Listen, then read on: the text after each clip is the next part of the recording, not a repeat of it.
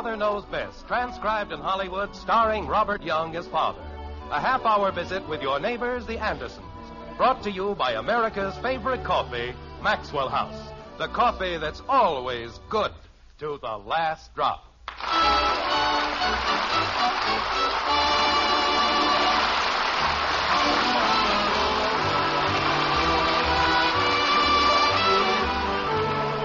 As far back as I can remember, I've been hearing about people who were poor as Job's turkey. Well, the chances are that poor old Job never had a turkey, but he did have troubles. And that's where the average father comes in. So let's go to Springfield to a white frame house on Maple Street and an average father named Anderson. Because when it comes to trouble, Jim Henderson takes a back seat to no one. Like this. Margaret, I'm home. We're in the kitchen, dear. I'll be right in. Be it ever so humble, there's no place like home. Daddy! Hiya, kitten. Well, how are all the little Andersons tonight? Hi, Father. Hello, Dad. Hello, dear. Strawberry. I don't care if he didn't do it on purpose. He had no right to break his leg. What? I turned down a dozen dates just to go out with him, and now look at me. Norman McHugh had a skiing accident and broke his leg. Who's Norman McHugh? He's Claudia McHugh's brother. Thank you very much. Who's Claudia McHugh? She's a girl. Oh, well, that explains everything. You're welcome. Betty, it isn't the worst thing that's ever happened. It certainly is. My whole life is ruined. Because Norman McHugh broke his leg? He was supposed to take her to a New Year's Eve dance. Oh. It's the biggest dance of the whole year, and... Every dance you ever go to is the biggest dance of the whole year. Don't you ever go to any small dances? Every girl in Springfield will be there except me. I won't be there. Why don't you go with somebody else? And I'm a girl. Don't you think I'd like to? But everybody else has a date. I'll go with Bud. Father! Holy cow. Jim, we've just been all through this. Betty doesn't want to go with Bud. And I don't want to go with her. I'll go with anybody. Jim. Now, look, Margaret, between rushing around for Christmas... Why couldn't he have broken his leg next week? Betty, I was speaking to your mother. I would have to pick the one boy in Springfield. Betty. I don't know what's gotten into this family. When I was a boy and my father was speaking to my mother, I showed him some respect. Mom. I didn't go on talking as though nothing had happened.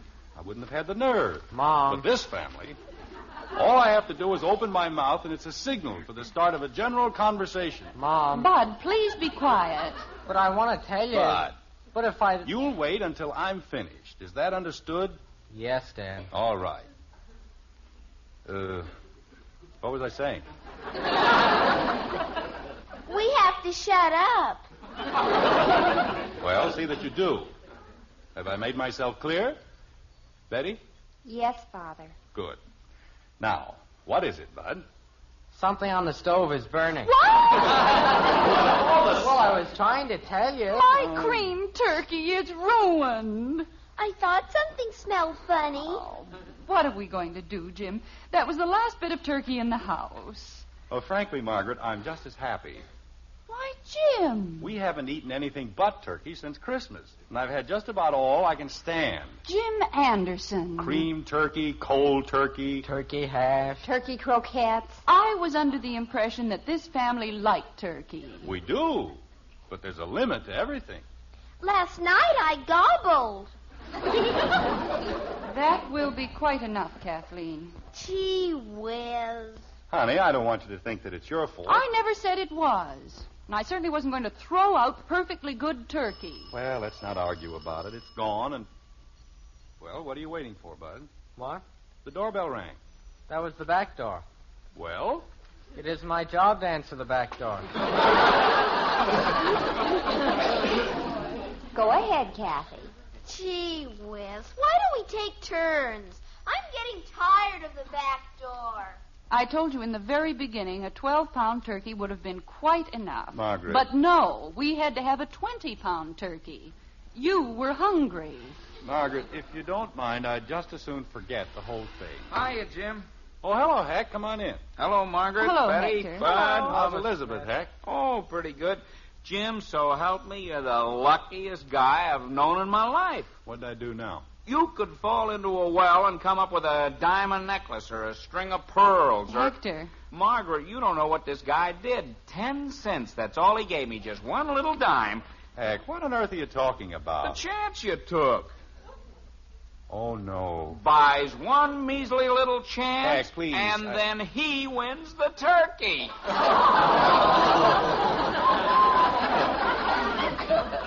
Jim. Margaret, I had no idea I was going to win. I just happened to have a dime, and it was Heck's club, and he said... Well, what's the matter? Aren't you glad? Oh, sure. But you see, we were just going through a little thing here. Hector, how large is the turkey? 35 pounds. Hey, you want to bring him in, Ed? Okay, Heck. Is that Ed Davis?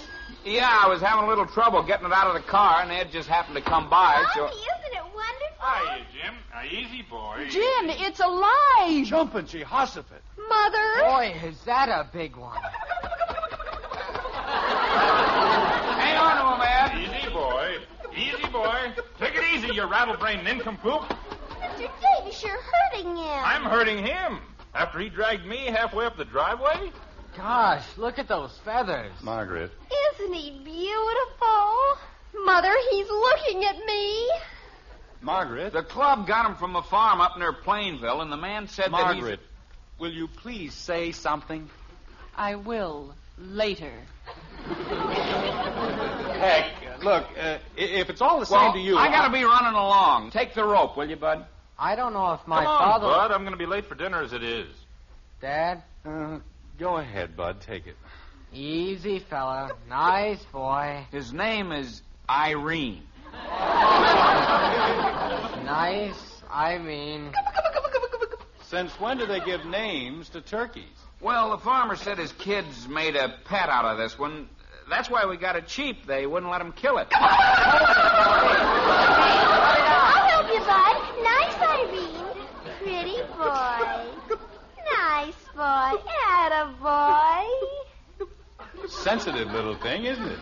Well, I'd better get out or I'll be here all night. Congratulations, Jim. See you later, Mark. Bye, Ed. Wait a second, Ed. So long, folks. Save me a piece of the white meat.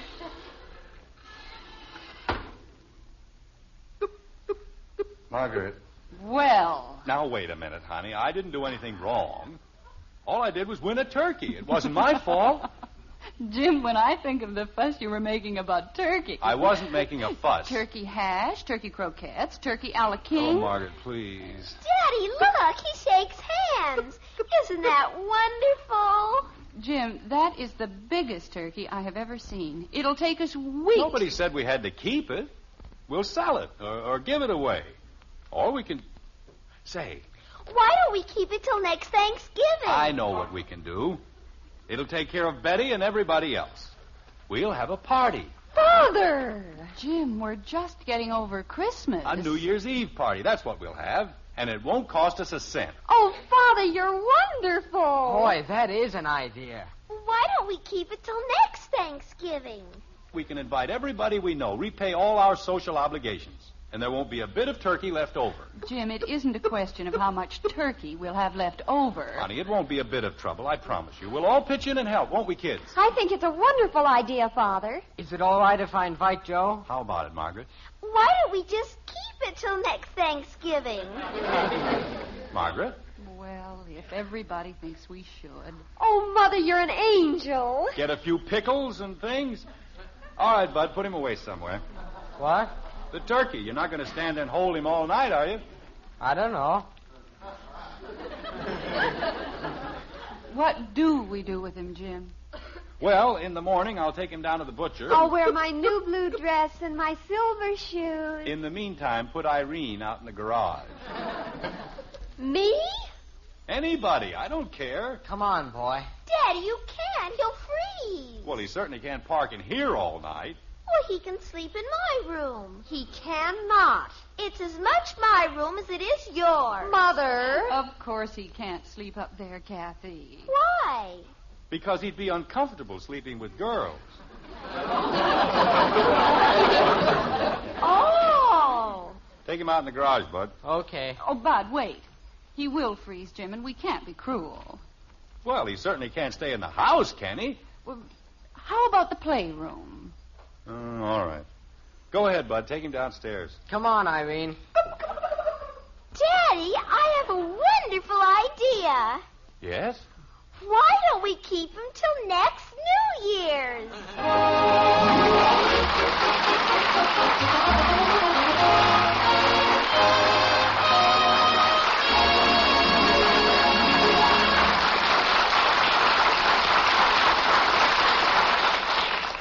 Now, there's a girl who can come up with some wonderful ideas. Of course, where ideas are concerned, give Father a little credit, too.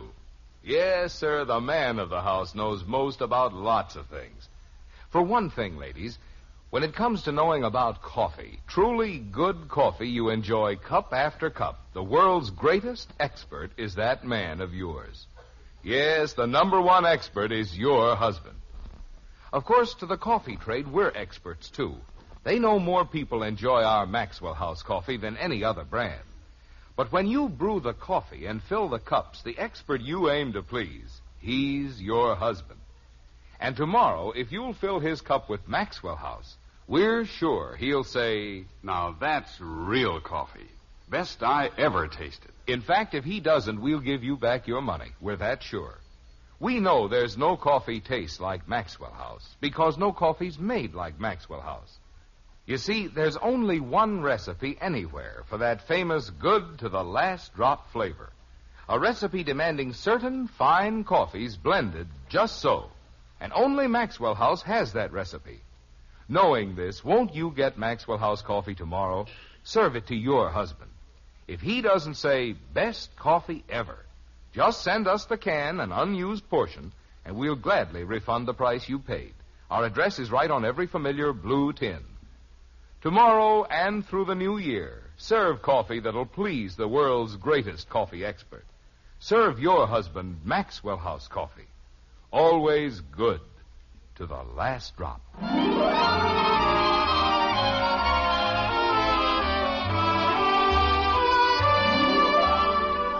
Shortly before the turn of the century, a poet named Leland wrote a series of verses titled Frost Pictures. In stanza 4, he said, and we quote, "A New Year's gift to the world," said the frost, "rich lace curtains that nothing cost." Some 50 years later, a non-poetic father named Anderson said, and we quote, It's an outrage, that's what it is, an outrage. But, Jim, you told Mr. Campbell. $7.30 for nuts? I told him I wanted a few little nuts. That's what I told him. You told him you wanted 5 or 6 pounds of assorted nuts. And when he said... Margaret, just a moment, please. May I ask one question? Whose side are you on?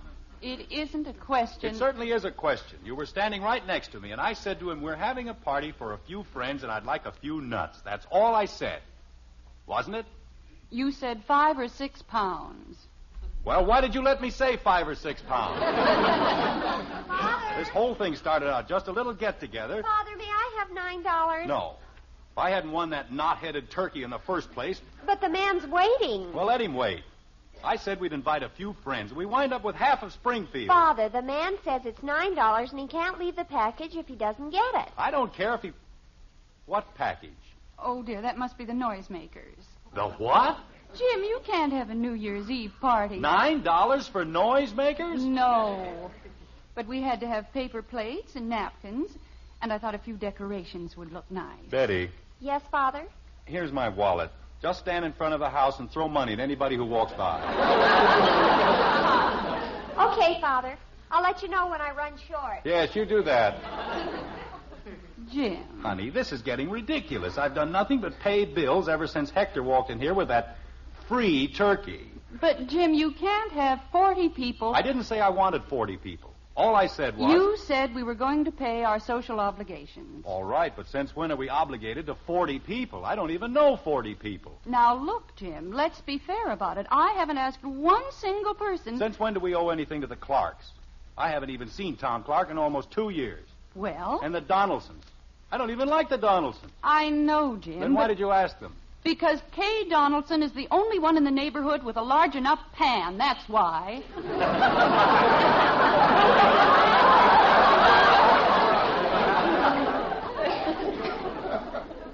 What? I suppose you think it's easy to find a pan that'll hold a 35-pound turkey. I certainly wasn't going to buy one just for this once. I know, honey, but I thought if we just bought a few pickles... Jim Anderson, you can't have a party with just turkey and pickles. Well, sure, but... I just bought the things that any decent housewife would buy, and not one thing more. Margaret, Here's the list. And if you can find one thing we didn't need, but one thing... Margaret... You can't make an aspic salad without Jell-O, and you certainly have to have lettuce. I know, but... And what else did I buy? Just olives and celery, radishes, onions, tomatoes, carrots, potatoes, coffee, milk, butter, bread, cheese, cranberries, apples, pears, cherries, grapes, ice cream and mince pie and pumpkin pie and a few little cakes and mince and potato chips and a ham. And how can you possibly have a party without things like that? I think you're being very unreasonable about the whole thing. I really do. Is that all? Yes, that's all. Honey, look, it isn't worth arguing about, is it? Of course not. Well, then let's forget about the whole thing, okay? All right. Good. But if you say one more word... I won't, so help me. Not another word. Mom.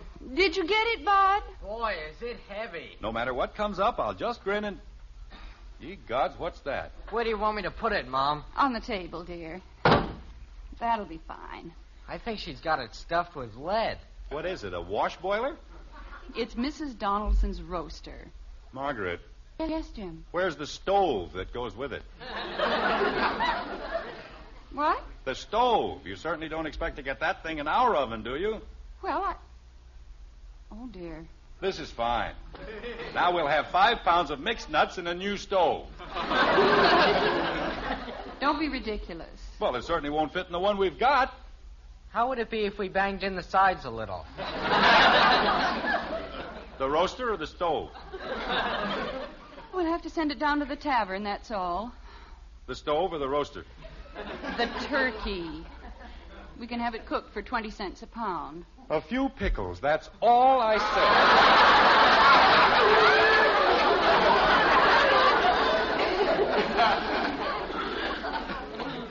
said. Jim, when will the turkey be ready? Oh, well, Johnny said if I'd bring it over to his house... You mean you haven't?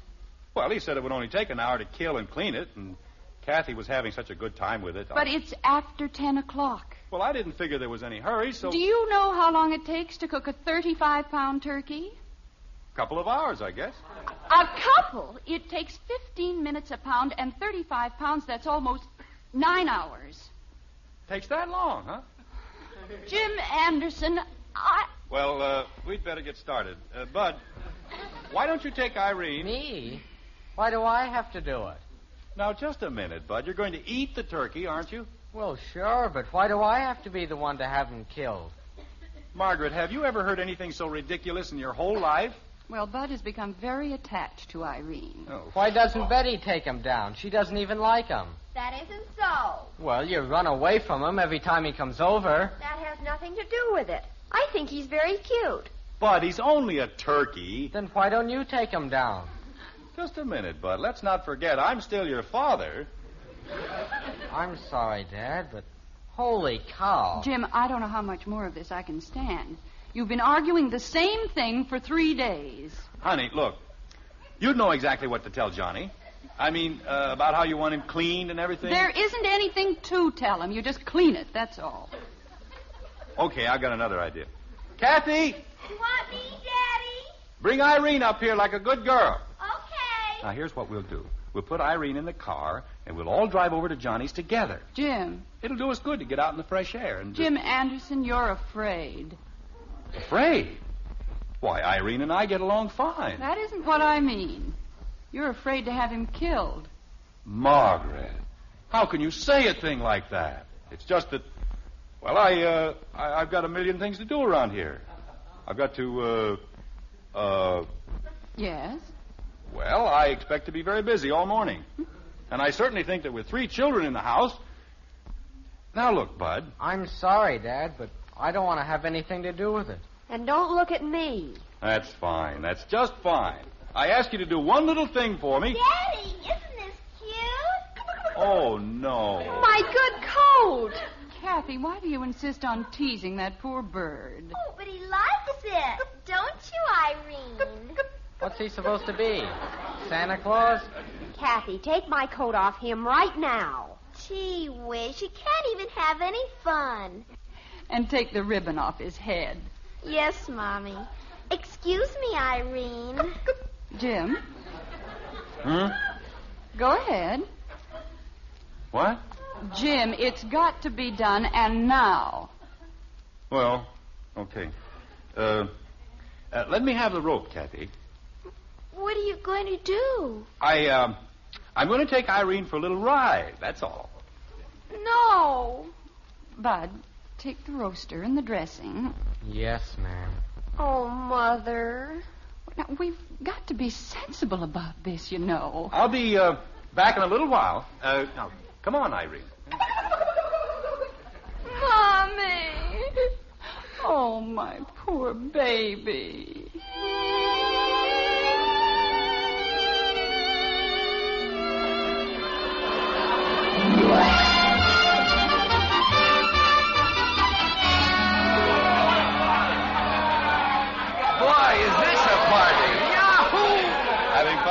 Jim, I've got to hand it to you. When you throw a party, it's a party. Well, if you're going to do a thing, you might as well do it right. That's what I always say. Yes, sir. Oh, excuse me, Tom.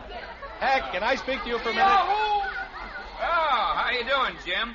Ed and I were just saying... We feel sort of like the fairy godfathers of this whole clam bake. You do, huh? Why, sure. We brought the turkey over, didn't we? What a turkey. Yeah. And what a party. I've had 3 helpings of everything. You've had 4. Well, who keeps score? Jim does. Very funny, both of you. And I hope you know what this party's costing me, you and your turkey. What are you kicking about? Only cost you a dime, didn't it? That's what you think. Daddy! By the time I got through with... Daddy, want to hear something cute? I'm very busy, Kathleen. Oh, but it'll only take a second. Go ahead, honey. That means Happy New Year. Happy New Year, Irene.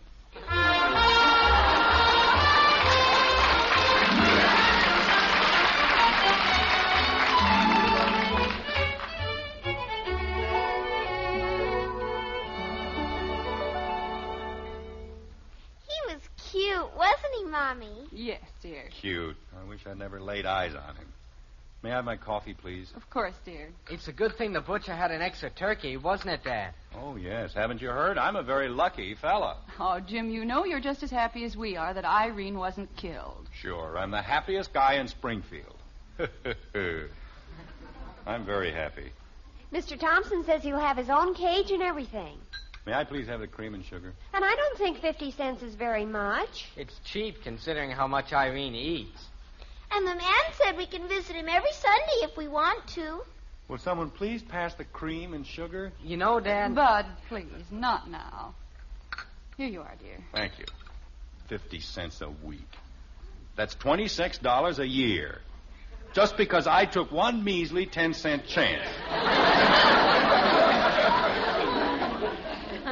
Gee, isn't it nice to have a lucky father?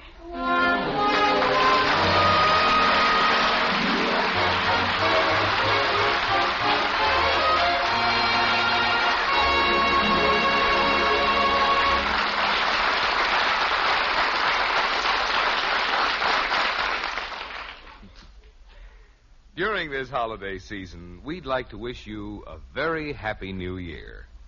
For our part, during the year ahead, we're going to see to it that you enjoy wonderfully good coffee every pound of Maxwell House you open.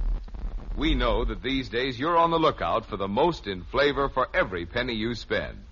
And next year, just as every year, for more than half a century, that's what you can expect in every pound of our Maxwell House coffee. A generous extra measure of flavor in every familiar blue tin. And with this promise from Maxwell House, let me extend again our sincerest wishes for a very happy new year.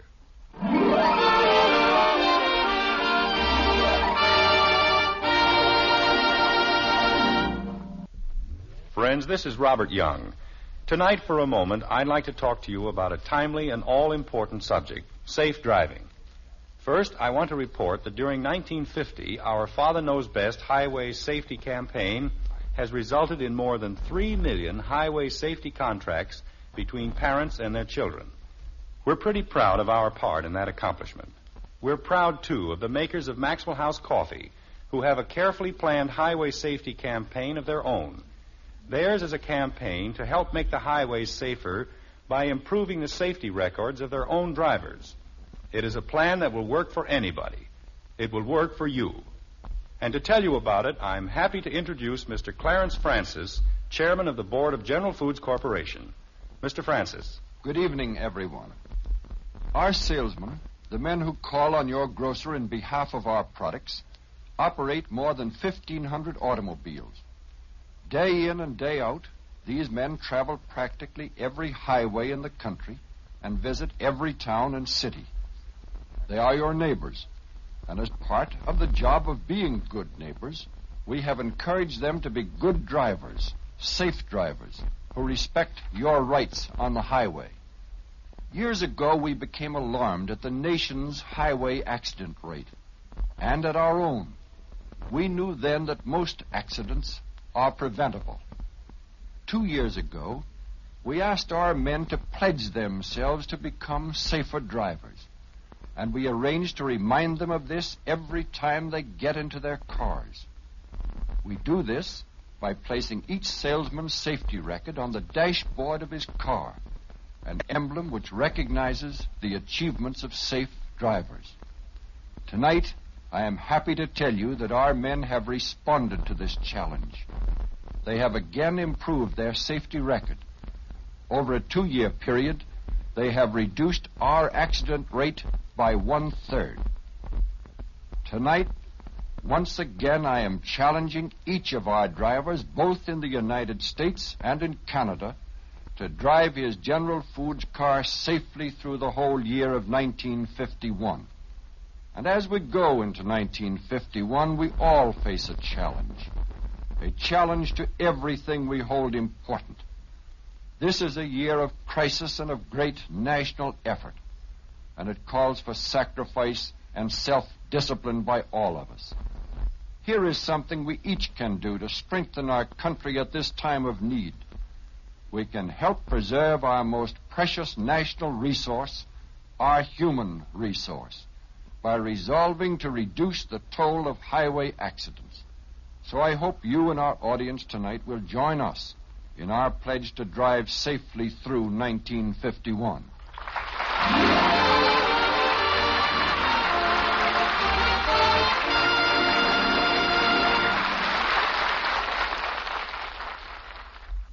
At breakfast time, you don't have to say, "You children eat your cereal right this instant." Just say, "Hopalong Cassidy is crazy about hot wheatmeal." Just a little psychology. Yes, to get your children to eat a hot cereal, just tell them Post Wheatmeal is Hopalong Cassidy's favorite hot cereal, and they'll eat it too. Post Wheatmeal is chock full of solid whole wheat nourishment, has a wonderful nut-like flavor, and it cooks in just 3.5 minutes. You'll see, you'll all agree, it's the best hot cereal you ever ate.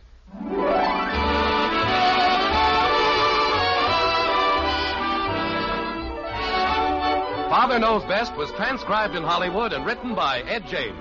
Join us again next week when we'll be back with Father Knows Best, starring Robert Young as Jim Henderson, with Roy Bargy and the Maxwell House Orchestra, and yours truly, Bill Foreman.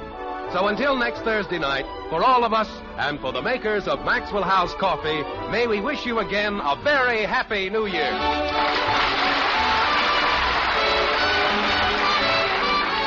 Jack Webb and Dragnet. Good listening next on NBC.